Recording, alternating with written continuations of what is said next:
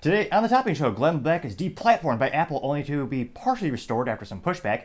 Disney has a meeting to put out the fire that is their woke actress who is lambasting the original production of Snow White and critiquing the current film even more. Walmart is crushing Target when it comes to sales after Pride Month. Vivek Ramaswamy is beating DeSantis in the latest poll and Trump is cheering him on. The White House press secretary is exposed for tweeting for Biden. The European Union is passing laws to protect kids from tech. EV startup is briefly worth more than General Motors. Chick-Fil-A is the most successful restaurant by sales.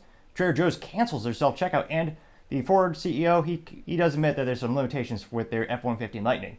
All of that and much more on The Topping Show.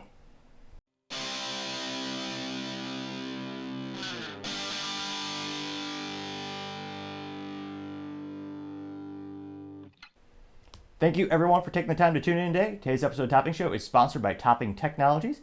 Topping Technologies is an IT value-added reseller and services company with a special proficiency in IT security. Heck, I see their founder at least twice a day. Gotta say he's quite handsome and brilliant. He's me, that's a joke. If you're an IT leader or a business owner, you can reach the team at sales@toppingtechnologies.com. Now, going on to the business part of the podcast, you have an EV startup briefly worth more than one of the most well-known and legacy automotive companies on the planet. Over 100 years, General Motors has been around, and they're briefly worth more than them, though General Motors has subsequently gone bankrupt multiple times, but they're still a legacy automotive company. Now, this newer company is called Vinfast, which I would say B+ for marketing is kind of an interesting, cool name in terms of every car has a VIN number. It's basically, if you're not an automotive, if you're not a gearhead, or if you don't have a car yet, it's basically a serial number for the vehicle identification number, the VIN number, and it's permanently affixed to the vehicle. Now, Vinfast is a Vietnam-based EV company founded in 2017 by one of the most successful billionaires in the country, and it looks like they might be coming onto something. Now, a lot of people speculate, so for a brief moment, their stock upticked and is worth more than all those automotive companies, and I held off a couple hours, or more accurately, a couple days before reporting on it, just because I saw a lot of parallels between other automotive companies, like you had Nikola, which turned out to be a BS vaporware company founded by Trevor Milton. And subsequently, Nikola, which again, they're ripping off Tesla in terms of the name and branding. The original genius, his name was Nikola Tesla. Now, Nikola was an EV semi-truck company, or rather, they were pretending to be a hydrogen-powered semi-truck company. And they claimed to have a secret magical way to more efficiently manufacture, capture, transport, and utilize hydrogen, which right now, that's one of the things prohibiting the mass adoption of that technology for the automotive industry, is the manufacturer to process it and actually store it and facilitate the transportation of it. But they claim to have a new material, and their stock, again, they beat General Motors in the stock market for a couple days. They were one of the most valuable automotive companies on the planet, Nikola. And of course, it turned out to be vaporware because they were making it all up, and now they're barely alive with actually just having a recall last week as they pivot to EV.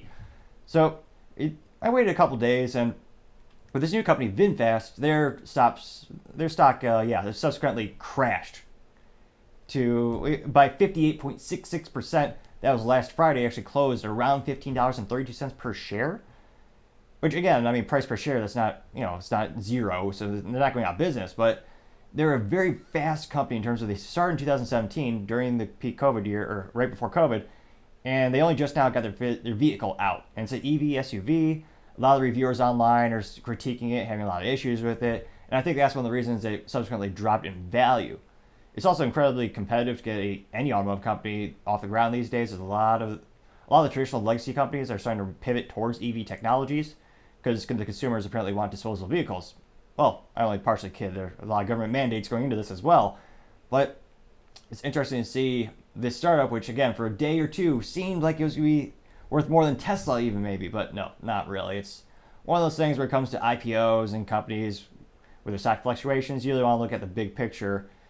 Some might even argue even quarterly results aren't indicative of a long-term effect of the company, but I digress. It'll be interesting to see what happens to Vinfast from here. Other interesting business news, you have Chick-Fil-A being the most valuable, successful restaurant by sales. Now, it looks like, and I'm squinting at my notes a little bit here, it's 2,837 restaurants nationwide had an average sales of $7 million for each of those stores. And that there's over, $18 billion altogether, which that is astronomically successful. I can't imagine that much money for chicken. But I was going to say it's paying off for them. And in terms of, what's the competition like? Keep in mind, Chick-fil-A is closed on Sunday. Most of these other restaurants, they're open all week long, and they're still losing to Chick-fil-A, which is even more impressive to me. Now, the top 5, you had Chick-fil-A coming in at number 1, and this was average gross per sale, or gross per store. That was at $6.7 million per year. You had Raising Cane's, a great Texas-based company. They're at $5.4 million per store per year average. Subsequently, you had Shake Shack at $3.8 million, Whataburger at $3.7 million, and then McDonald's at $3.6 million. So they're leading by a good way, and you also might notice, Subway is no way in hell they're not getting on the list anytime soon. The last report had Subway coming in about $500,000 per year. Again, that's revenue. So depending on the industry and the profit margins, those stores are barely staying alive these days. But it is fascinating to see. Let me know in the comments, do you think Chick-fil-A is just going to keep growing exponentially? One of the biggest differentiators between them and the competition is they're so privately held, and they're not overexpanding. You see, a lot of the restaurants, the industry trend is you build it, then you go with an IPO, you go public, become publicly traded, and you take that cash infusion and you open up a bunch of stores at once. Chick-fil-A has been much, much slower in terms of the number of stores that they're opening, and it's much more organic growth, which I would say is a pretty good, I would say in most cases is usually a more successful track pattern. It takes a lot more patience because, of course, you're going to take a lot more time to build up that business. But I think long term, it's probably a good metaphor. I think Chick-fil-A is going to be, those chickens are going to be, I was going to say coming to roost, but probably not the best metaphor since they kill the chickens to eat them, which are delicious. But overall, I think they're going to be doing pretty good here and for the foreseeable future. But I say, time shall tell. Other interesting business news, you have Trader Joe's saying they're canceling their plans for any self-checkouts. Now, which is perhaps the antithesis of every other store, as we are increasingly relying on robots, automation, to increase the customer experience and get them out as soon as possible.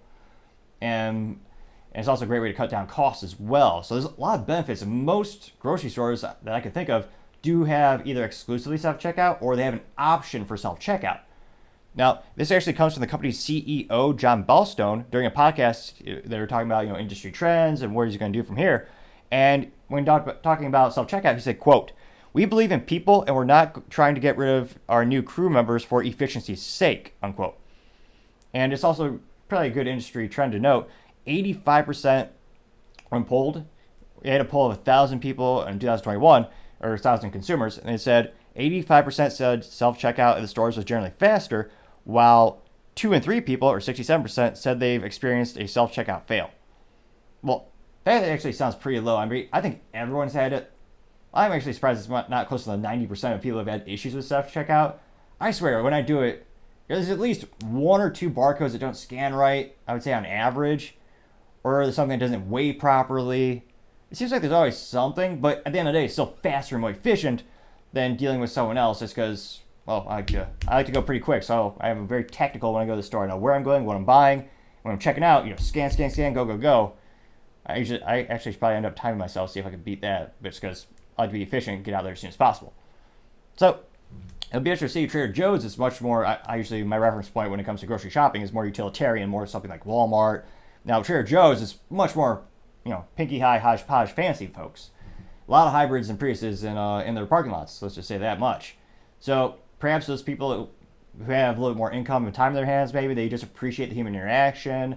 And to them, they might argue Trader Joe's is an experience. Because at the end of the day, Trader Joe's is not a necessity. It's a luxury you don't need. All these stores sell food. All of them have a lot of the same core ingredients. So it's one of those things where, well, it'll be interesting to see with this economic turmoil. Will Trader Joe's suffer as maybe more Americans start to realize the differences between need and want? Because again, Trader Joe's is a want to have. I remember when I was a kid, it was a treat to go there every once in a while. And they used to have like a juice fountain for the kids like years ago. Shoot, that must have been the mid-90s? It was quite a lifetime ago, or so it seems. And to my family, it's a special occasion because, it does cost a little bit more. And if we had a relative come in to visit, I think we'd get some extra breads or some, where are they used to sell there. But again, it's one of those things where it's really not a need, it's a want. It's a luxury. So it'll be interesting to see. Let me know in the comments, do you think Trader Joe's going to do better this year? Or do you think they're going to start contracting and their sales might go down the next couple of years as we have all this uncertainty in the market? It'll be interesting to see, but time shall tell. Now, going on to the culture part of the podcast, you have Glenn Beck being deplatformed by Apple instantaneously without warning. And then they put back some of the material. Now, this also goes to show how important it is to build independent media platforms. That's why he's the founder of Blaze Media, which is a Texas-based media company. And they do have a direct paid subscription program where it's a monthly subscription where you subscribe to them. You get access to their, I was about to say, not just their intellectual property of all the hosts that they have, but also it's their internal platform or their internal cloud, their infrastructure that you access. Whereas if you go to Apple, that's on Apple servers. They control that marketplace. Blaze has their own independent marketplace, I guess is the vernacular I was looking for. So if you want to really support a lot of these independent creators, that's the best way to support them, is contributing directly to the companies so they can build out that ecosystem and they can't be threatened like this. Now, interestingly enough, this story thankfully went viral on X, or also known as Twitter, where people started voice their concerns of Apple, saying, why did you pull this stuff down? Now, Apple claims is because again, you look at all the episodes, there's 3,000 plus episodes, and Apple said that they took it down because of a trademark dispute, which on its surface almost sounds believable, but definitely doesn't actually. Because again, you wouldn't take down over 3,000 episodes for a trademark dispute. Now, Glenn Beck, during a rebuttal a couple hours ago, a day ago, he had a report where he said there was one instance of a trademark dispute for, I believe, one specific episode, but that was weeks prior to this deplatforming. So it's fascinating to see that probably isn't the real reason, but I think we're going to see more and more of this tech censorship. It just so happens he's more of the conservative mindset. Can't help but notice this never happens to people who are ideologically on the left side of the political aisle, or even so much maybe in the middle. But it seems like almost a guarantee if you're at all right wing, even in one category, if you believe in one thing that they do, the odds of you getting deplatformed are just so high. It's almost a guarantee. Now, it should be noted that Apple restored some of the episodes. They restored apparently 1,915 of his episodes, but Glenn has said vocally he has over 3,000 episodes. So I can't think of a legitimate reason why Apple is doing this, and maybe we'll get some real answers in the next couple of days. But as of right now, it's, as far as I can tell, it just seems like traditional, straight up, disgusting, morally vacuous censorship. Which, I mean, coming from Apple, shouldn't be too surprised, or I was going to say, shouldn't be too disappointed, because your expectations for, their stance on freedom of speech, and it should be the bar should be pretty low as is. But I don't know. We'll see what comes from Apple. Maybe they'll have a change of heart. Time shall tell. Other interesting culture news, you have a California mom fired for trying to protect her kids. This woman who is actually an employee of a real estate company called Compass, which perhaps there's a metaphor in and of itself. The company is so morally vacuous, their compass is skewed, or certainly pointing the wrong direction. I say this because this mom, all she did was she went to a school board meeting and voiced her concerns about sexual themes in public schools at inappropriate age levels. And it'll be interesting to play a little clip here. And of course, the internet, as soon as she went in front of the school board, the internet hunted her down, and basically they found out who her employer was and pressured the employer, saying, if you don't fire this person, we're going to complain to our newsletter of 1,100 people. And unfortunately, the company, instead of sticking up for the employee and freedom of speech, they acquiesced to the mob. So this is a short summary of the gal Janet, and then inside there we also have the video of her interacting with the school board. Open-minded? Is this a town that values free speech? If you disagree with... It should be noted, I believe this is in California, so the answer would be no. Not usually, no. ...someone, would you contact their employer and demand they be fired? Here is my story. I was enjoying life in this beautiful small town with a happy family and a successful career. And as a mom of 3, I'm an advocate for my children, so I pay attention to what they are teaching in the schools. Did you know the Benicia Unified School District just approved new sexual education curriculum? On April 20th, I spoke at the school board meeting to say I disagreed with several items. How dare she? As we're told, the schools know best. It's the teachers' children is what the government officials tell us. In the new lesson plans. You can hear what I said in the public video. It's also kind of disappointing when you see all these videos when citizens are bringing up their concerns. The room of bureaucrats, or the school boards, all those folks, all the officials are there because they get paid to be there, so of course, or they're volunteers. But the whole room is usually empty because I suspect most parents don't realize what on earth is going on. So that's the upside. Thanks to technology, people are starting to see this come more and more to the light. And of course, as wise man once said, sunlight is the best disinfectant. Provided by the school district on their YouTube channel. Within days, letters were written to the Benicia Herald, the Vallejo Times-Herald, and my company's corporate headquarters saying I was anti-equity, anti-trans, anti-black, anti-choice, and a homophobe because I dared to disagree with the new school curriculum. What? Just because you don't want kids taught sexual themes, you're against all those things? It's almost like an indoctrination to a cult. You must believe everything, unwavering. If you disagree an iota, just a little bit, then you must be against everything they stand for. Which I think there's a lot of people in the middle, politically speaking, and socially speaking, culturally speaking, where they just have certain beliefs and usually feel politically ostracized or homeless. They called me a hateful bigot, a Nazi, a daughter of Hitler, and repeatedly identified me as a Compass real estate agent. So actually, I'm going to go back to this. This is the video where she actually goes to the school board. Hello. Let me bring this up real quick. I'm Janet Robertson. I have 3 children in the district, elementary school, middle school, high school.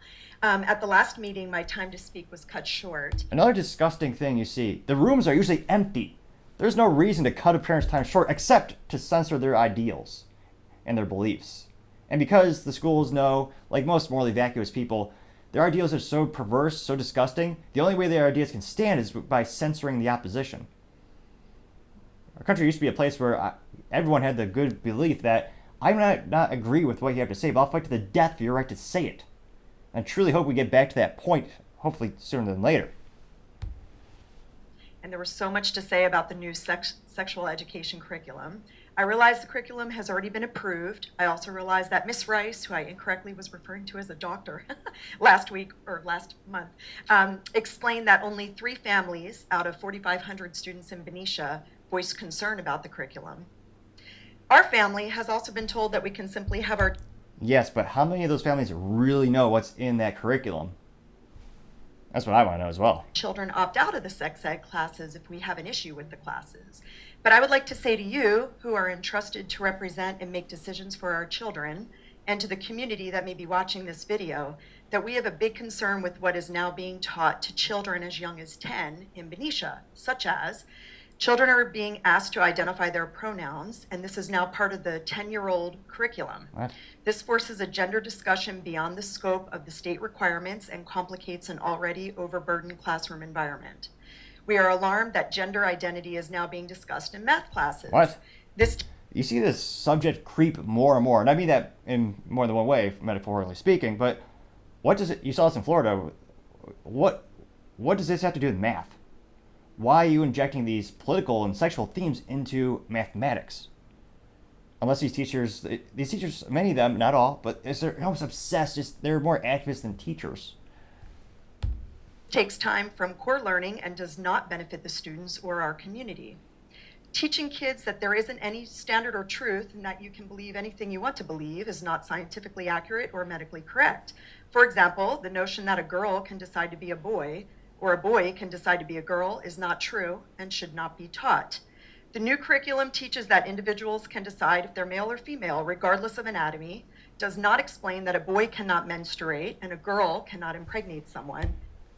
I was going to say, there used to be a time when those were not controversial statements in the health class, but I can't imagine, how do you teach a health class in 2023 in some of these public schools? I guess you could just say, individuals may or may not experience X, Y, like, I would love to see an actual exam or like a written test, like how do they score that? Because, yeah, let's Janet see here. Robertson, I have 3 children. Let me pull it up here. Discussion beyond the scope of the state requirements for learning and does not benefit the students or our community. Teaching kids that there isn't any standard or truth and that you can believe anything you want to believe is not scientifically accurate or medically correct. For example, the notion that a girl can decide to be a boy or a boy can decide to be a girl is not true and should not be taught. The new curriculum teaches that individuals can decide if they're male or female, regardless of anatomy, does not explain that a boy cannot menstruate and a girl cannot impregnate someone. This is not scientific or medically accurate. Our 10-year-olds will now be taught that they can receive puberty blockers to prevent their body from going through changes that make them uncomfortable. Another lie we're consistently told is that there's no side effects. There's studies on this. No, they're treating these kids as just morally vacuously just treating these children as guinea pigs because there are no long-term studies about that, and you're not using the drug as intended, which is also used to be a medical. You get sued for that by going. They used to call it going off-label in medical pharmaceutical practice. All humans are uncomfortable during adolescence. To teach vulnerable children that a lifetime of dependence on medical care is a viable option is completely unacceptable and evil, frankly. The new curriculum encourages gender confusion, not gender clarification. All parents should question how this is helpful, scientifically sound, or medically accurate. 12-year-olds will now be taught about oral and anal sex. 12-year-olds. And what? Who thinks that's appropriate? And again, I don't see. Again, have you heard any hate from her? Is she disparaging any specific group or people? Right now, it sounds like she's being very articulate and saying exactly the themes that she doesn't think is age appropriate for children. And there was a time when every American said, "Oh yeah, certain things are age appropriate." They used to be a thing. So I get a little emotional about this because I think that's wrong. The Ed Code 51933 requires that instruction and materials should be appropriate for use of pupils of all races, genders, sexual orientations, and ethnic and cultural backgrounds. Teaching children about oral and anal sex violates this law, since several cultures would not find this teaching appropriate. When we asked, we were told the reason the curriculum removes the idea of male and female was to be more inclusive, but no longer identifying females as having ovaries and males as having testes is not scientific, not medically accurate, and not true. It's nonsense. It's not a choice. People are not gender fluid, and to teach our children this is not okay. We're appalled that the school district has adopted this curriculum. Thank you. Thank you. If anybody wants information on where to find this information in the curriculum, I've researched it very thoroughly. I'm happy to provide that. Thank you. So she was not yelling. She wasn't insulting anyone. She wasn't saying anything that was disparaging. She was just saying, here's XYZ topics I do not think are child appropriate. And I'd like to think most adults would agree with her. I mean, most areas in the U.S., you don't teach sex ed until they're much older.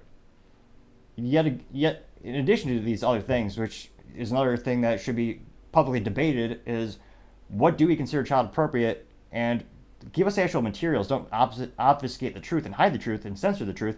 There are actually some teachers' unions that won't even allow you to have a copy of the curriculum that shows all this. So it also makes you wonder, what are they hiding? Why are they so defensive? So that was her. That's what everyone is complaining about. That speech. That got people irate, apparently so angry that they reached out to her employer and got her fired. For voicing her concern for her children? How morally vacuous and how much time do you have to have on your hands to actually look into where she works, hunt that data down, and then blackmail that company into bending the knee so that they would fire her for this? So I'm going to go back to the video she made talking about, this is an employer that dropped me.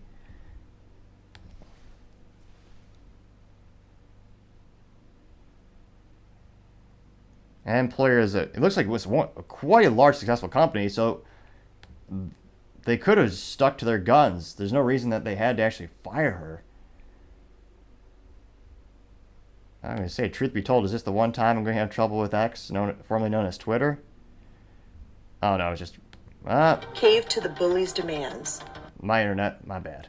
The treasurer of the Progressive Democrats of Benicia demanded that Compass provide answers about what I said at the school board meeting. This is one of the most pathetic things of all. The people who are complaining to Compass, the employer, they're claiming, oh yeah, our post will reach between 1,300 people and 1,500 people. Even if you go by the rule of thumb of people who have a negative interaction with the business will tell between 6 to 7 people on average, or 10 people, that's still less than 15. It's still a handful of thousand people. So this company caved in the weakest, most possible way. And I don't know why you would ever respond to threats like that. If you don't fire this person, we're gonna send this to our mailing list of people who have way too much time in their hands. And they're saying in the biz, oh yeah, we'll reach 1,300, 1,500 people. So what? Compass has, I believe, 28 to 33,000 employees and even more customers. And yet they're scared by a mob of 1,300 to 1,500 people. How cowardice of a company could that? That's disgusting. Meeting, or she would go public, in her words, about Compass not reining in hate for transgender kids. Where did she say anything that was hateful during that speech? Let me know in the comments. Did you hear anything that was hateful or career stuff about groups of people or folks who are transitioning in her speech to the school board?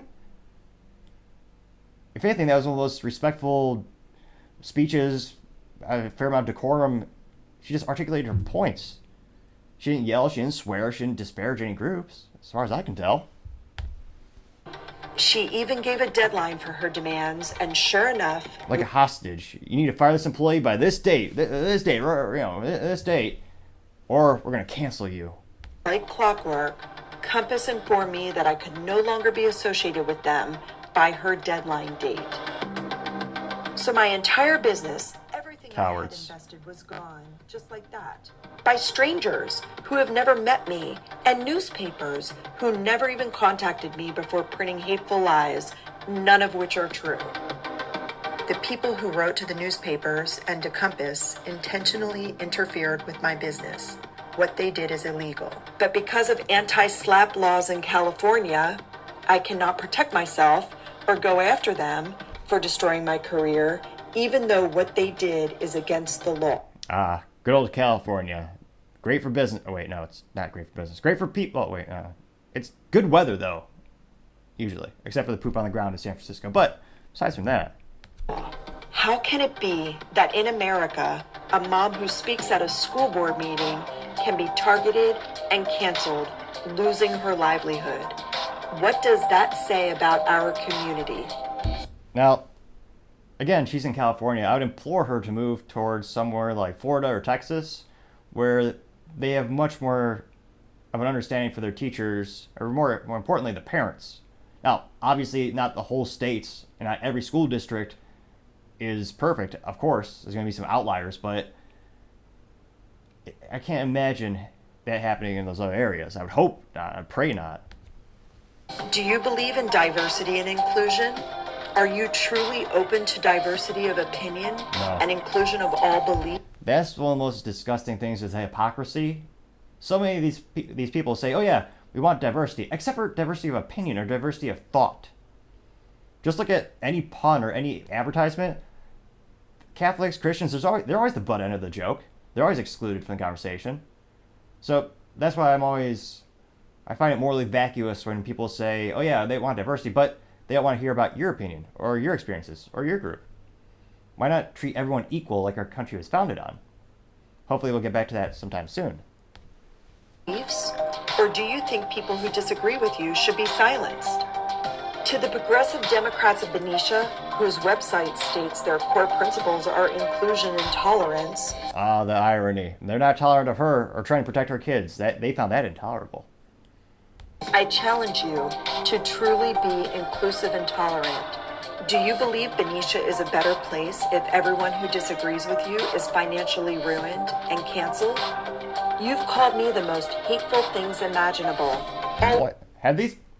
Oh, obviously they've never... So many people have never seen real turmoil. They think she was...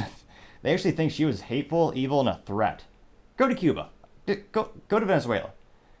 These people have never experienced any hardships or any real experiences when it comes to those. It's mind-boggling how mentally vacuous as well some of these people are. Untrue. Why? Because I disagree with you? To the school board of Benicia, do you think parents who disagree sometimes should be canceled? Well, they probably do, and the FBI actually classified some parents as terrorists for having the audacity to go to a board and ask questions. I went from a vibrant, contributing member of your community to an outcast because I disagreed and spoke at a school board meeting. Is this the town you want? If concerned parents can be labeled as bigots and compared to Nazis in letters published in the local news. Also, one of the laziest analogies or comparisons ever. Every single comparison always does that. Papers. What does that say about Benicia?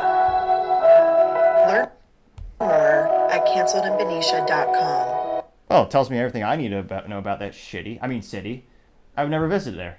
I've never. Well, it's also all the way in California, and I like to keep what little income I make and reinvest it back in the company, not give it up to the state with the state income tax.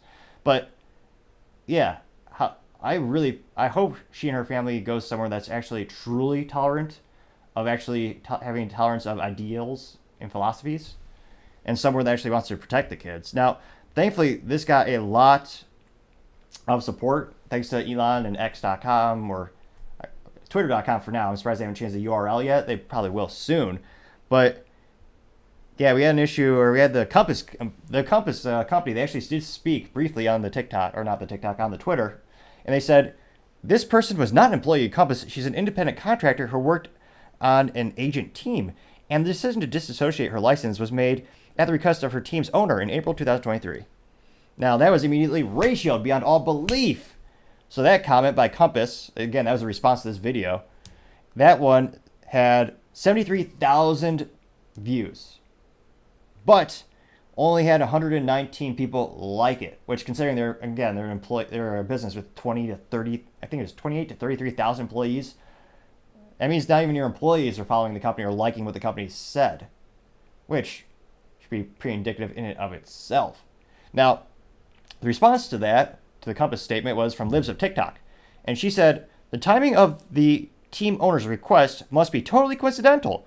Just a few days after Janet's speech at the school board and after the Compass was pushed to fire her, can Janet rejoin Compass on another team? Libs of TikTok, even though they got half the views at 38,700, they got 1,607 likes, also known as being ratioed and viscerally roasted, as the youth might say. Now, Elon Musk actually chimed in as well. He said, Compass, did you really fire this person for this reason? He got 17,600 likes and 571,000 views. So probably one of the biggest values of Elon is making, not only just making the platform interesting, but he's pretty involved with all these conversations. And as of today, again, it's a very fluid situation. She might get rehired tomorrow, but I doubt it. But it seems like her career for that particular real estate company is over. So she lost everything for trying to protect her kids. How morally vacuous of a business do you have to be to ostracize and fire her? Disgusting. Needless to say, if I ever do have the privilege of someday having enough money to purchase a house, which I hope to someday, then I will not be using them as my source for my real estate agency or my purchasing needs. And hopefully she does find a better job at a company that does value protecting their children, as well as free speech, which unfortunately are becoming traits and values that are all too rare in the United States in 2023. But I always say, time shall tell. Now, other interesting cultural news, you have Disney. Well, they're having an emergency meeting because their Snow White actress, she's doing what she does best and making everything worse. Now, this particular actress, what was her name? Rachel Zegler, is perhaps one of the best embodiments of the term insufferable. Everything she says, not only being hypocritical, which is all too common, you almost expect it these days from Hollywood, but it's ridiculous. She hates the things she's representing. So this is becoming more viral in Disney. Apparently, there's marketing executives telling Disney, you need to get a hold, you need to calm her down or hide her. You're going to destroy this film even more than, they've already lost over $1 billion this year in all their failed movies. So I'll play, this is the first video. She's on the red carpet. I believe this is a few months back, but this is a good summary before we dive into the latest developments of, perhaps instead of a business blunder, we'll have a cultural blunder. Something fancier than just saying the word canceled. I'll have to bust out the thesaurus this weekend, one of my favorite tools. So again, this is Rachel Zegler, who's supposed to be, well, she is the new Snow White, though she's not white. And there are also no dwarves in this movie. There's one dwarf and six ambiguous folks. And again, there's not really going to be Prince Charming. But the name of the movie is still Snow White. I mean, the original cartoon came out in 1937, and very evidently so. Oh, that is one of the most insufferable. Not only the words. The words are insufferable as well, but her tone just oozes this insufferable. And of course, you don't want to see this because it's not pretty. There's a big focus on her love story. Because that's what the story's about. Like, jeez Louise. With a guy who literally stalks her. Weird. So we didn't do that this time. Insufferable. So no Prince or a different kind of Prince? We have a different approach to what I'm sure a lot of people will assume is a love story, just because, like... Oh, they're going to barbify this bitch. This movie, the prince is going to be turned into a shell of a man. I guarantee it. Similar to the Barbie film, where Ken is just a moron or a misogynist, depending on what scene in the movie it is. It's never a good portrayal. Because that's what the kids need to learn, is that men and women are incompatible, and men are morons, and women strong. That'll help the kids in their education process. We cast a guy in the movie, Andrew Burnap, great dude. It's one of those things that I think everyone's going to have their assumptions about what it's actually going to be, but it's really not about the love story at all, which is really, really wonderful. And whether or not she finds love along the way is anybody's guess. It's also supposed to be about, I believe it's a stepmom who's jealous of Snow White's looks, which is why she poisons her. In this rendition, the stepmother or whoever, she's attractive. Everyone online is saying how she's more attractive than Snow White. Therefore, kind of nulling the whole point to the movie, where jealousy was the original one of the themes of the movie. She was jealous of the other girl's looks, so she poisoned her. In this case, maybe that's going to be the plot twist. They have Snow White poison the queen. I don't know. This... Till 2024. All of Andrew's scenes could get cut. Who knows? It's Hollywood, baby. I mean... So they might just cut out the prince altogether. Which I wouldn't be surprised, given that Disney has a track record of completely bastardizing the original film and the original morals and values. I know those words are completely foreign to Disney these days, it seems. These Disney creations, and again, I'm not the first person to say this or observe this, but it almost seems like everything that they make is a copy of a copy of a copy. Which, if you take a photocopy of a photocopy, each time you do that, you degrade the image. Perhaps one of the most accurate metaphors for modern Disney production. Because they're just, again, bastardizing the original classics, just hoping you remember the name of the film, and you will pay to see it. Ridiculous. Now, there's more and more of these videos that are currently trending of Rachel Ziegler, where it's showing how much more of a hypocrite than you already might have thought she was. So I believe she's on Jimmy Kimmel. So perhaps the best combination of two people, or maybe two folks who are so insufferable, perhaps they can combine into someone that's, maybe it's like a double negative, where you have two negatives that actually evens out to positive. Because, Jimmy Kimmel, I think this is one of those talk show guys, also insufferable. Let's listen to that.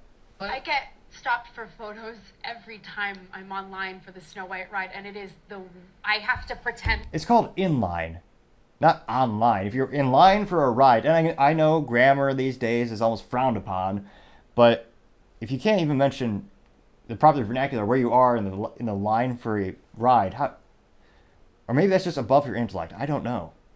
Maybe it is. I'm like, oh God, well, crazy that we're in front of this. Wait, how long? It's like I'm standing there waiting for the photo op, being like, oh yeah. Well, you kind of are, I guess like so. if Harrison Ford. That's why you're famous. Like, how could you become an actress and then complain that people want to get pictures with you? I would only suspect that's 38% of why they're becoming actresses. They want the attention. They want the pictures. Why would you brag about? Why would you say you don't? She seems happy. Is that your favorite ride? I mean, that's a weird thing that you are Snow White now. I mean, Wow. It's one of the original. I'm a really big Disney fan. I grew up at the Disney parks. My parents took me She's a really big Disney fan, but she just hates all the original works. What?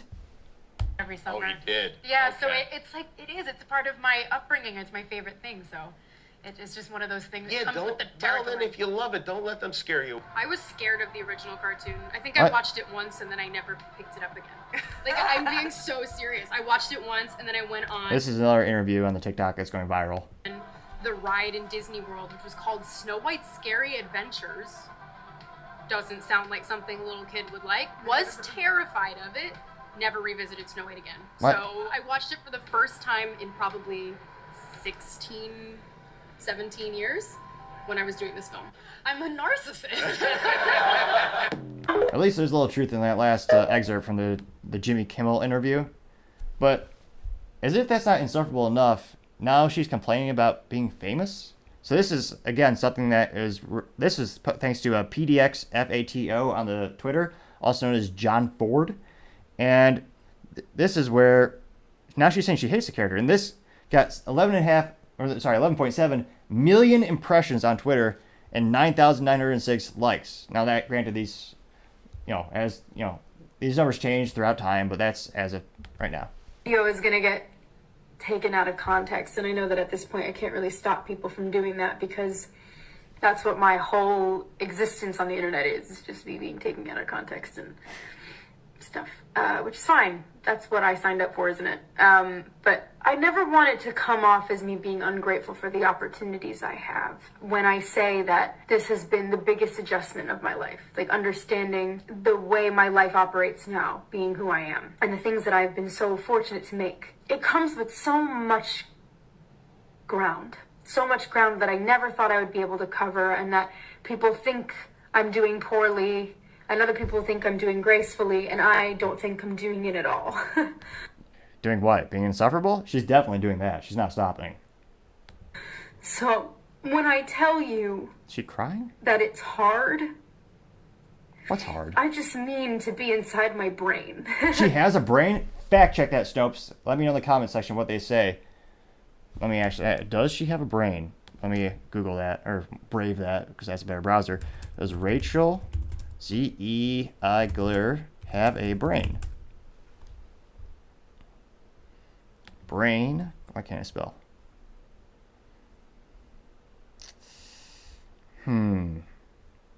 No. I'm getting a lot of research results, but they're not pertinent to that question.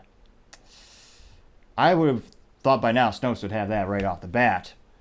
But let's give her the benefit of the doubt. Let's say there's a couple of brain cells there. That's hard. And I'm there 24/7. I can't get out of it. And I don't know if that will make sense, but that's where I'm at. I'm so grateful for the things that I'm able to do. And a lot of what I'm able to do is because of you guys. But you hate. And I'm so unbelievably thankful for that. At the end of the day, I look at this trip and think, if somewhere like that can exist, and so can my tiny pink bedroom from New Jersey, I can also be having the greatest time and simultaneously wishing people would stop sending me death threats. And maybe that's a weird takeaway for this video. Well, no one should be sending you death threats. I don't think you're... Oh, her performance is poor, but it's not meriting a death threat. Though it is interesting, when a lot of these celebrities say this, they never show the receipts. Like, they never show the evidence. If there's evidence, let's go and prosecute them to the fullest extent of the law. Because obviously that's not appropriate conduct.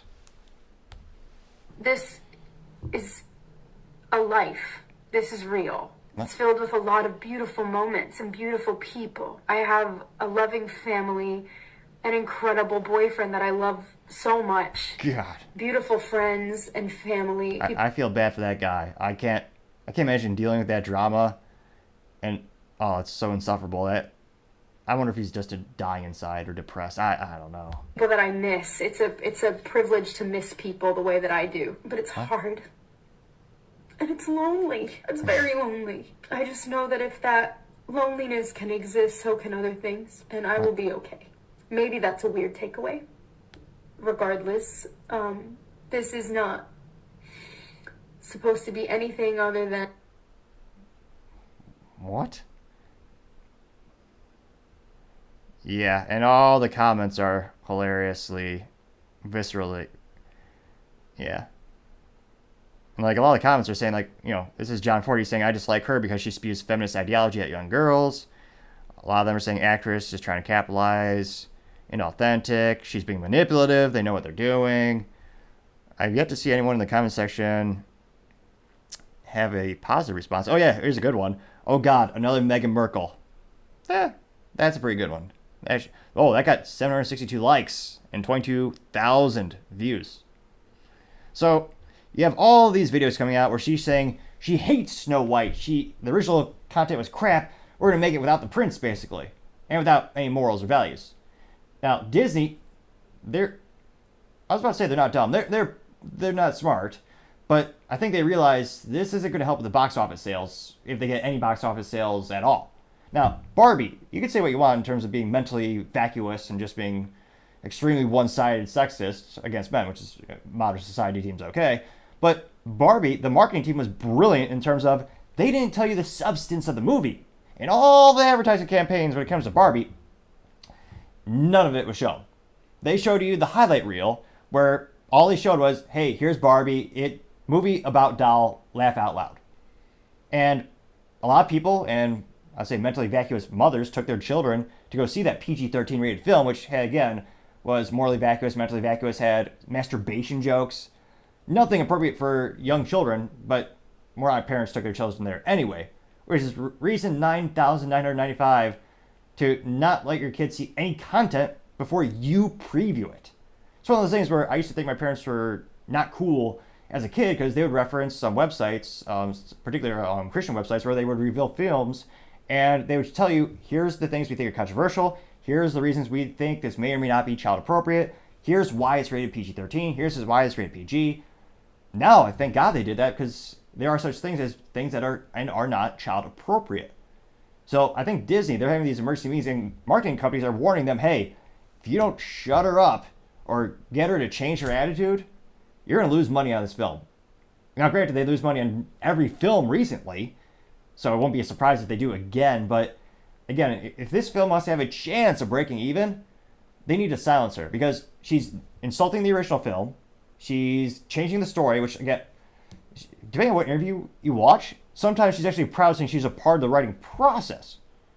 So they need to do some damage control. Well, 8 days a week at Disney nowadays. But let me know in the comments, do you think, how could she make the situation worse? Because it's almost as if every day goes by, she says something else to piss people off in the middle, and then more traditionally they're conservative. Which, again, conservatives buy movies, or they pay for movies too. Is when you're making a film that's supposed to be for all folks, it's not a great idea to alienate some based on their political ideology or just the ideology of having brain cells. But we'll see what goes from here. Disney, they haven't been able to pull up from this nosedive yet, but it'll be interesting to see. Time shall tell. Now, other interesting culture news, you have Walmart crushing Target. Now, past couple months we had some controversy with Target because they decided to carry some satanic materials. And to be clear, I don't mean that bombastically or trying to be overly metaphorical. I mean literally, they had a keychain with Satan on it, and it said Satan respects pronouns. They also subsequently had trans swimsuits, so swimsuits that were made for biological men who identify as women, and they had they had pride gear for children. And when you look at historically, every year Target had pride stuff. That's not, in my opinion, that's not the controversy around the boycott. The difference between the several years before and now is that they started to involve children. And I think a lot of people, not just conservatives, were concerned about that. So there's a big boycott against Target during Pride Month. Their stock went down by $9 billion. Not $9 million, $9 billion in 1 week. That's unprecedentedly bad. Perhaps only subsequently worse than Bud Light, which they're not doing great as well when they made a decision to get involved with politics and brand ambassadors whose average age is a child. So they're not doing so great. And on the contrast, you have Walmart, where they're not playing the political game as much. They do have both religious materials in terms of they do have Bibles and biblical materials for children in their stores, but they also have pride stuff for adults. So I think that's a big difference. Walmart caters more towards both sides of the political aisle, and they also don't target kids and targeted kids, which is as verbally clumsy as it is morally clumsy, just all those words in a row. Now, in contrast to the performance of Target doing terrible, again, having their sales went down for the first time in 6 years for the fiscal quarter 2, which took place during Pride Month. Fascinatingly enough, LinkedIn didn't cover this. LinkedIn had an article where and again, I'm a business owner, I'm in sales. I go on LinkedIn quite frequently, and I get some of the news from there. They covered the story about why Walmart being Target. None of the articles mentioned the boycott. None of them mentioned that Target just happened to have their sales go down for the first time in 6 years during the Pride Month boycott. You can't, single variable analysis is not always going to be accurate. There's a lot of variables that go into these things, but to ignore a variable completely, that's inauthentic and just obfuscates the truth, in my opinion. Now, again, you have Target bleeding money. They're not doing good. Walmart, on the other hand, their net income rose 33%. Now, it looks like they're also jumping by, that's for the physical stores, online shopping was up by 24%, which is key when you look at how these businesses are evolving. Walmart previously bought Jet.com a couple of years back so they can bolster their e-commerce online. Jet.com is more of a startup trying to compete with Amazon. And Walmart bought them, they integrated that into their website, and they're slowly starting to compete with Amazon. I've purchased one or two things off the site, and anecdotally, from my experience, I had one product where it was a third party on the site that was selling it, similar to Amazon, and it didn't work, so I sent it back, and they did refund me immediately. So that wasn't necessarily their fault, but they made it right quickly, so I appreciated that. Another thing I bought on there was my IT company was hosting an outdoors event. We wanted to get some panels for a tent. So fabric panels you basically clip onto the side of a pop-up tent. And those got delivered, I believe it's in 48 hours. And of course, they were all in well shape. And that was Walmart Direct. So it was Walmart selling on Walmart.com. So their capabilities are growing pretty well. They're also a little bit more on the grocery side when compared to Target. And Target, well, everything in Target is not necessary. It's not a necessity. But Target has a lot of things like electronics. They got more clothing than Walmart. Whereas Walmart has more groceries. So that's why some of the analysts are saying that's why Walmart's growing, because people are buying more staples.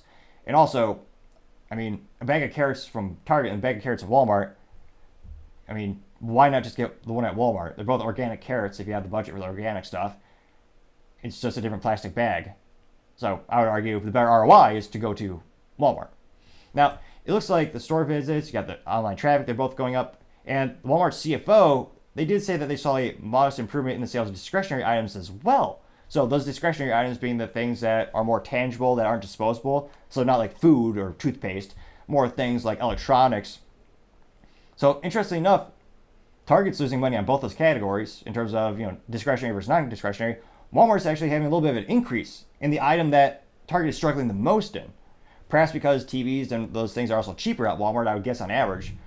I always tell people growing up, Target is just like Walmart for rich folks or people with too much money. So it'll be interesting to see. But culturally speaking, Walmart's been pretty darn smart because they're being more apolitical. And I think culturally speaking, there's a lot of people who just want to be left alone. They just want to buy a drink. They just want to go get the groceries. They don't want to have to make a political statement when they pick up a Bud Light. They also don't want to have their taste buds viscerally destroyed by drinking that as well. But that's aside the main point. I think culturally speaking, we're going to see more and more companies who are more apolitical. I think they're going to start growing more and more because people are just tired of having to take a side when they're coming up against these cultural issues. Let me know in the comments, do you think that's going to be, think Walmart will just keep accelerating their growth rate and Target will go down? Or will Target be able to pull up from that nosedive? It'll be interesting to see, but you know me, as I always say, time shall tell. Now, going on to the political part of the podcast, you have Vivek Ramaswamy beating Ron DeSantis in the polls, and Trump is cheering him on. Now, Trump is cheering in regard to his recent specific poll about the Republican primary. So these are polls where you're asking Republicans, as well as some independents, who do you want to represent the Republican Party? Who do you want to be the nominee for the next president of the United States to go compete, presumably go debate? Well, I don't know if they'll debate this time because they're both, mental states, something to be questioned. But who you're going to send out for the Americans to vote on. So you have this poll coming in. Trump is at 60%. Again, this is a primary poll. You also have Vivek at 13%, and Ron DeSantis is down at 8%. Now, Trump actually used his Truth, which is I believe he's a partial owner. It's a social media company, which a lot of his followers and fans are a part of as well. And it's called Truth Social. And on that app, Truth, which is the word they use instead of tweeting, he said, and again, I apologize if this hurts anyone's ears, but it's a little fun, so we'll try it out. I forgot my I should get a wig, but we'll do it with what we have right now. He said, quote, "It's overrun to sanctimonious. Now in third place, Ramaswamy in second. Armin Research." Trump also said, Go home to Florida, Ron, and work on the insurance costs. Second highest, the highest in the nation, unquote. Yeah, I'm sorry, that probably hurt many people's in the audience's ears, but it was worth the attempt, some might say. Now, it is interesting to see DeSantis just continuing to crash in the polls, which he started off pretty promising. In terms of his success as a governor, his political success, he had a pretty good track record. The first time he won governor of Florida, he won by less than 1%, which is razor thin in politics. He went on, the next time he was running for re-election, he won by around 20%. That type of margin of victory is unprecedented. The Republican Party can learn a thing or two from him, at least back then. Because it seems I don't know if he changed advisors or his team, but he had a lackluster announcement, so he went on, at the time, his so-called Twitter, and he verbally announced he was running in a room, or the virtual room on Twitter. I think they call it Twitter Spaces, now X Spaces or something like that, which was pretty lackluster because, again, a majority of communication is body language. Going on a radio show, or a glorified radio show to announce, and again, everyone was speculating that he's going to announce it already. So it was so lackluster that I think he lost a lot of support then. And then he also proceeded to make a campaign, or rather, someone on his team made a tweet, and they also had a campaign note where they used AI to do a deep fake of Trump. So they actually had Trump hugging the Dr. Fauci, and it said on the screen, real Trump. But they lied. They used deep fakes and AI to make that. So I believe he lost a lot of support then because you're obviously losing your authenticity. And again, this was him tweeting directly to DeSantis, but a lot of people saying if he was more of an upright candidate or had more integrity, he would have immediately said to his campaign, hey, or released a statement saying, hey, I didn't approve this. I don't agree with these deepfakes. We need to get them out of politics. There's no upside to them. It's just further obfuscating the truth and you're confusing voters. But he did nothing. So again, he's either disconnected, so he doesn't know, which is an issue, or he knows and he doesn't care. Neither of those outcomes are a positive thing. Now, Vivek, I think he is increasing his favorability, and I greatly appreciate his background. He's an entrepreneur. He built up a very successful pharmaceutical company. His family is from India, so he has some international travels and experiences, quite literally achieving the American dream and building a business from the ground up. That's awesome. He's also very articulate with all of his ideals. And more importantly, he gives you examples of exactly how he will achieve his goals, which in politics is unprecedented. Usually you'll just have some cliche bureaucrat left and right, or they just go on the screen and go, we need to get Americans back to work. And the idiots in the audience go, yay! Okay, that's great, but how will you actually do that? Now, Vivek has very articulately said when asked, well, you say you want to, drain the swamp. You want to get rid of the bureaucrats and the lifetime career politicians. You want to get rid of that. You want to trim the fat from the federal budget. We agree. How will you do that? And he will sit down. He will actually articulate, as a president, here are the executive powers you have. Here are the levers I'm going to pull. Here are the mechanisms I will use to achieve those outcomes. I've yet to see any other presidential candidate, left or right, center, have that type of articulate vernacular to get their stuff done and communicate it, more importantly, to the voters. So that's why I particularly think he's going to have an increase in the polls. Also smart of him, he's not insulting Trump. And I say that because the people whoever's the Republican nominee, they're going to need the Trump supporters. And there are some Trump supporters who, they are only Trump. They'll never vote for anyone else. A lot of people who are independent voted for Trump. A lot of people who are in the right as well, obviously. But there are some people who are fans of Trump, but Trump doesn't get the nominee either because he's fighting a multi-tiered front where he has to be in court physically. And physically speaking, that's being hurt as well because he has to spend money to put out those fires. Whether or not they're legitimate charges or not, he has to spend resources to fight them. So if he doesn't get the nominee, you're going to need those voters. So Vivek has not insulted Trump, and a lot of them, they identify with Trump. By insulting Trump, you're de facto insulting them. I think Vivek, he understands this, so he's not insulting Trump, and he is defending Trump, where it makes sense, I believe. Now, this is also I think it will help him out as well. And he also is almost like, he has a lot of similarity to Trump. They both built businesses. One, you can debate how well they articulate their ideals, but there's a lot of parallels. Now, he's old. 13% is not great. He's not beating Trump at the polls right now. I would venture to bet, though, it might be a good argument for a VP. I think Trump really needs someone who could help level him out. Like any good relationship from business or personal, there's a lot of benefit to have someone who balances you. Whether you have different approaches to solving a problem or different, perhaps, communication skills. Now, I'm going to actually need to check this really quick. The only detriment would be, where's Vivek headquartered? So where's Vivek, or what state is he from? Vivek Ramaswamy. Perfect. Okay, so he's from, looks like he's from Ohio. Perfect. So he's also raised in Ohio. It looks like he may still have residency, hopefully. Now, I say that because politically speaking on the chessboard, you never have a, and this is as far as I can tell, you never have a president and a vice president from the same state. Because it doesn't make sense, because you really want to have local support. So that's why when Trump was first running back in 2016, or subsequently before he became president, he chose Mike Pence because Pence was from a purple state of Indiana, where I believe they've gone back and forth a couple times voting for Republicans and Democrats. Having a VP in another state, that makes a lot more sense, because then presumably you can garner support from that area and win 2 states, the one where the president is from, or the wannabe president nominee, as well as the VP. Which again is another reason why there's no reason for Trump to team up with DeSantis. Not only are they insulting each other, which again isn't good because you're going to insult some of the voters who identify with them, but they're also both from Florida. I know Trump, he's a New Yorker as well, but he famously has his resort in Mar-a-Lago, and that's where most of his residency is. Tactically speaking, it doesn't make sense to have 2 people from Florida going for the VP and the president. Tactically speaking, it would be a poor move on the political chessboard, so to say.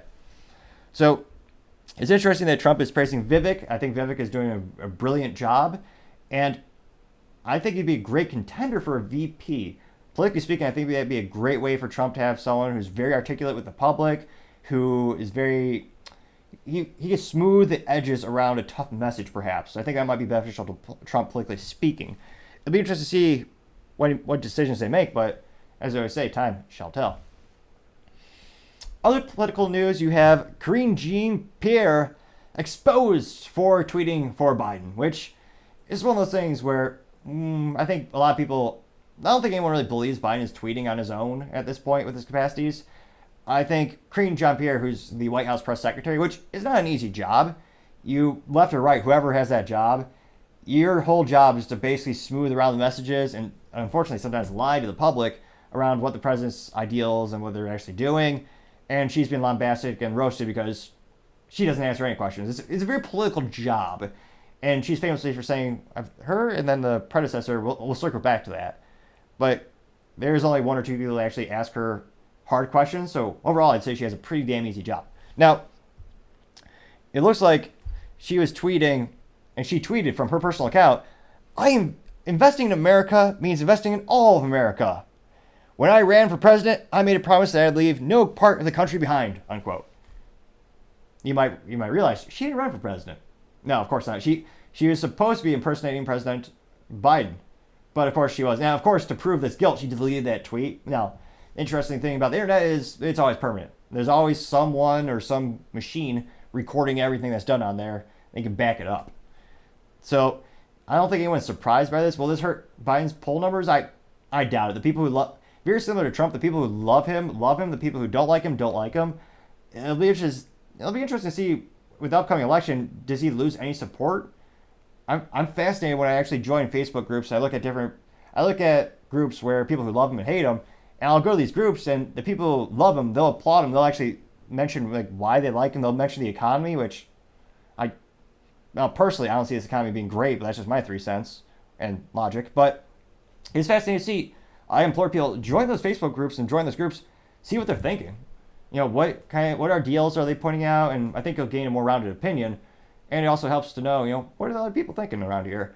And it's fascinating to see. I don't think it's going to hurt his support in terms of the people who like him.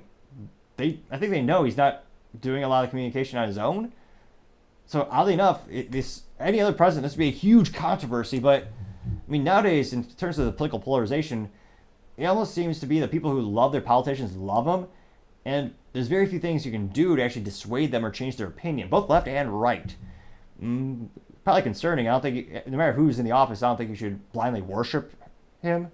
But that's just my 3 cents. It used to be 2 cents, but 40-year hyperinflation, I gotta make it 3 cents. But it is still free to click that subscribe button and try and get to 3,000 subscribers by the end of the month. Greatly appreciate it if you could help us out doing that. Now, other interesting political news, you have the European Union attempting to change laws to get the kids off the social media, which is probably a prudent idea because there's no positive outcome to having kids on the social media, yet alone on the internet, yet alone social media. I've yet to hear kind of like a cell phone for a kid, or I should clarify, a smartphone, I guess. There's no legitimate reason for them to have it. The amount of negative downside to that is so large, and the upside is so infinitesimally small. I don't think there's a legitimate reason to ever get a kid a smartphone. But that's just my 3 cents. Now, in terms of the other countries that have similar approaches are actually putting laws in place to try to protect kids, you have China wanting to limit the screen time to 40 minutes to children under the age of 8, which there's zero reason for under age 8. Why do they need that? Not only the cost, but, well, I guess you say the physical cost, but what are the cost of their brain? Again, we're just now starting to see the long-term effects of kids who are raised on social media because relative to how long we had these, been studying the evolution of kids, interacting with toys, we're only just now starting to see the effects of it, and none of them are good. There's not a lot of upsides to it. So China wants to limit it to 40 minutes under 8, which again, it should be 0. Play with building blocks or Legos, or go outside and play with a stick and pretend it's like ridiculous. Now, it looks like the U.S. state of Utah has imposed a digital curfew for minors and parental consent to use social media. You have France, they have targeted manufacturers and saying that they require them to install a parental control system that can be activated when their device is turned on. So some interesting ideas. Now, the European Union has its own plans, and they're taking bold steps in what they're calling the Digital Services Act, the DSA. Acronyms are cool. They make you sound smart. Never forget. FYI, for your information. Now, they're saying they're going to have those out by the end of the month, so, getting closer. And they claim it will be the biggest, it'll force the largest online platforms, being the TikTok, Facebook, the YouTube. They want to open their systems to the scrutiny by the European Commission and prove that they're doing their best to ensure their products are not harming kids. That's a big ask. And I say that because that's worse than asking Coca-Cola what's their secret ingredient. Now, you'll see the ingredients when you go to the store and buy the can of high fructose corn syrup in a can, but that's not telling you the quantity of those ingredients or the other special proprietary things they put in there. If you want to ask a social media company their algorithm, that's their secret sauce. And of course, they target people based on demographics. That's well known. So the only way they can prove they're not targeting kids would be to open that up, but they don't want to have that on the record, and they don't want them to know. And also, it's disadvantageous because they make money targeting kids. So, TikTok especially, the last study I saw, they said that the largest age demographic that use TikTok are 19 years of age and under, I believe. That was 25% of all TikTok users. That's the biggest percentage was that age gap, or age group. Which again, there's no legitimate reason for a kid to be on the TikTok, especially because the United States, all it does is glorify mental illness and other unhealthy things. Interestingly enough, in other countries like China, it actually teaches their kids that STEM fields are cool. It teaches them to be patriotic. That should scare the crap. That alone should make Americans smart enough to realize this is a tool against us, not for us. But I know people are busy. They don't have the nuance to actually research things, and they just say, oh yeah, Timmy, you can download whatever you want. Ridiculous. Now, also interesting, the proposed penalty for the companies who want to have their apps used in the European Union, a hefty fine of 6% of the company's global annual revenue. Not profit. That's insanely high. Now, granted, tech companies are usually highly profitable for social media, but going back to the Subway analogy, where Subway is one of the worst franchises right now because the average sales of the store per year is about $500,000. That's revenue. Your cost could be 95% because you have to factor in like Subway, the cost of the sugar to put into the bread, because legally it's basically sugar bread. You have all the meats, you have all the lettuce, you have all the fixins. You also have not only just the rent for the actual store, but you also have heating, cooling, electricity, internet. There's a lot of costs that go into that. The revenue is a huge delta from the profit. So depending on what these companies' profit margins are, that could decimate them. So I guarantee, of course, it's going to play out in the court system for quite some time because these companies are not going to take this lying down. They're going to fight this tooth and nail because this can be detrimental to their business. The European Union is also it's a very large market. So there is a legitimate reason for them to want every intention to have their product over there. Now, let me know in the comments, do you think they'll acquiesce and they'll give in to these demands? Or more likely, do you think, well, maybe they just have their have the people use VPN? Maybe just secret backway tunneling apps. Or they'll just get tied up in the court system, grease some hands or something like that. It'll be interesting to see what the tech companies do, but we shall see. Now, going on to the business blunder of the day, you have Ford.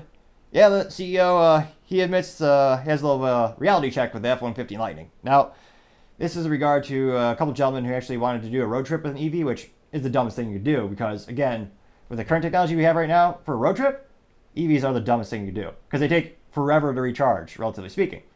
I could travel halfway across the country and stop less than 10 minutes because I time myself.